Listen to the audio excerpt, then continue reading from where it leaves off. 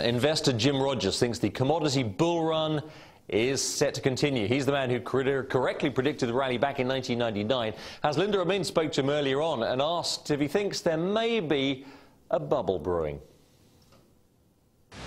We'll certainly have a bubble in commodities someday. I mean, the way all markets work, look at stocks in 1982. In 1982, nobody wanted them. But as the bull market developed, including its setbacks along the way, by 1999, everybody was shrieking to own stocks. That's the way it will happen with commodities, too. The commodity bull market started in 1999.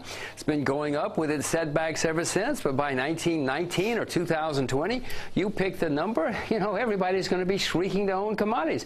It'll end in a bubble. Most long-term bull markets end in bubbles, whether it's real estate or tankers or whatever it happens to be. This one will too. But it's a long way away right now. Most people still have never bought a commodity, Haas. This couldn't be a bubble. What kind of bubble is it when nobody owns it? Okay, so what? What do we do with gold, for instance? 12-week high. When do we get in? Good time to be buying it? Well, I expect gold to go much higher during the course of the bull market. If the bull market has, let's say it's a decade more to go. By the end of the decade, everybody will own gold. Haas, I spoke in Prague recently, and we did a survey of the room. There were 300 major world money managers from all over the world. 76% of them had never owned gold. Can you imagine that? So someday, only 6% of them will have never owned gold. That'll be the time to sell your gold and most other things, too. Don't sell gold right now. Whether you should buy it today, I don't know. Watch Bloomberg. You have guys on all day long telling you exactly when to buy things and when to sell them. I'm not smart enough. Hey, of course you are. Now,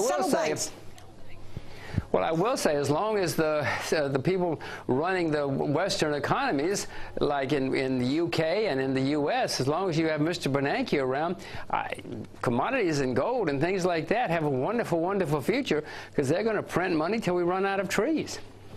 Okay, so you're pretty optimistic about gold. Can we pin you down for some projections? Year ahead, 5 years down the road, your projections for gold?